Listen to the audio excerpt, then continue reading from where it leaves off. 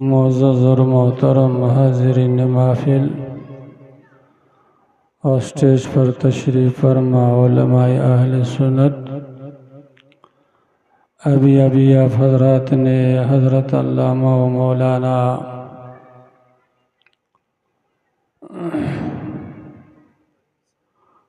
قاری نثار صاحب کی زبانی بہترین معلوماتی اصلاحی تقریر سماعت فرمائی ہے۔ اللہ جل شانہ آپ کو اور ہم کو سننے کے بعد اس پر عمل کرنے کی توفیق عطا فرمائے۔ آپ اور ہم الحضرت کانفرنس میں موجود ہے۔ اللہ جل شانہ اپنے فضل و کرم سے حضور کے صدقے اور توفیل میں اعلی حضرت کے درجات کو بلند سے بلند تر فرمائے۔ یہ آپ کی اور ہمارا مشترکہ خوش نصیبی ہے۔ یہ دنیا، جس دنیا میں آپ اور ہم چل رہے ہیں، زندگی گزار رہے ہیں،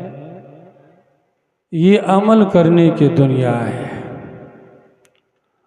اور عمل کوئی بھی ہو، نماز ہو، روزہ ہو، حج ہو، زکوٰۃ ہو، کوئی بھی عمل ہو، یہ اس وقت اللہ کی بارگاہ میں قبول ہو سکتا ہے کہ جب ایک انسان عمل کرنے والا کا کیا ہو، عقیدت درست ہو، ایمان درست ہو، تو پھر وہ کوئی بھی عمل کرے، ادنا سے آدھا عمل ہو، وہ بھی ضائع نہیں جائے گا، اللہ کے بارگاہ میں قبول ہو ہی جائے گا۔ اور اگر عقیدے میں، ایمان میں گڑبڑی ہو، عقیدہ درست نہ ہو، ایمان درست نہ ہو، تو چاہے زندگی بھر بھی نماز پڑھتے رہے، تلاوت کرتے رہے، عبادت کرتے رہے، اللہ کے بارگاہ میں عبادت جو ایمان کے بغیر ہو یا ایمان میں نقص ہو، وہ کبھی اللہ کے بارگاہ میں کبھی قبول ہو ہی نہیں سکتا ہے۔ اور امام اہل سنت، امام الحضرت کا ہم لوگوں کو بہت بڑا احسان ہے۔ اور احسان یہ نہیں ہے کہ ہم لوگوں کو زمین و جائیداد کی رہنمائی کر دی،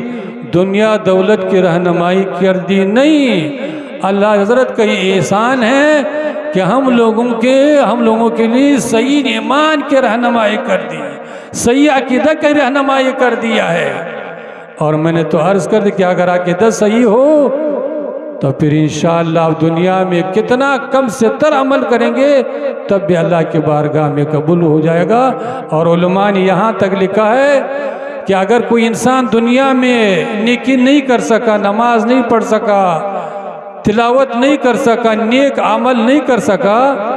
لیکن اگر وہ انسان، وہ مسلمان، خوش نصیب مسلمان، ایمان صحیح عقیدہ لے کر کے دنیا سے چلا گیا، ایمان لے کر کے دنیا سے چلا گیا، صحیح عقیدہ پر اس کا خاتمہ ہو گیا، تو پھر دنیا میں جو نیکی نہیں کر سکا، نماز نہیں پڑھ سکا، اس کو سزا ملے گا، لیکن اس ایمان کے بدولت ایک نہ ایک دن کیا ہوگا،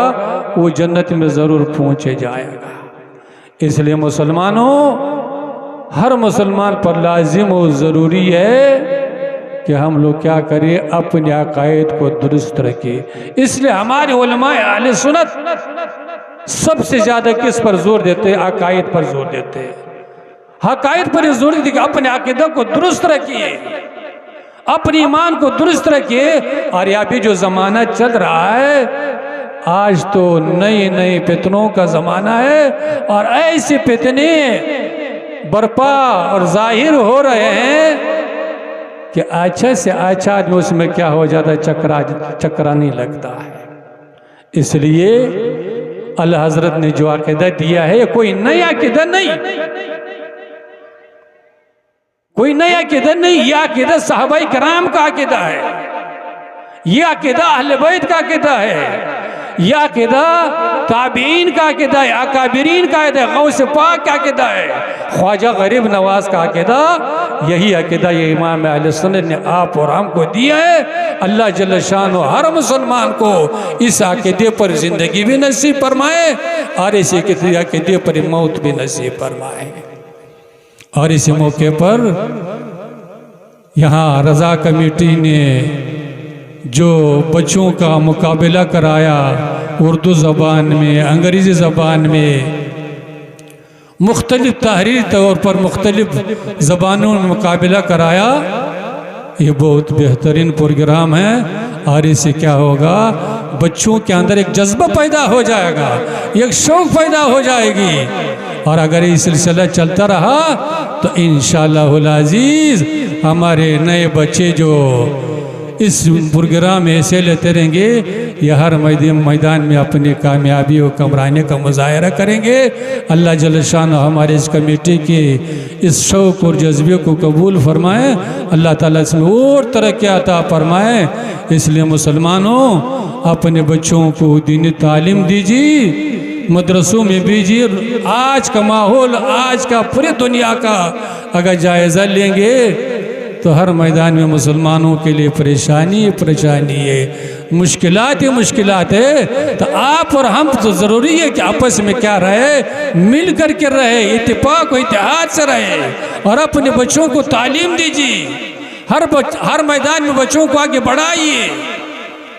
تو پھر انشاءاللہ العزیز کیا ہوگا،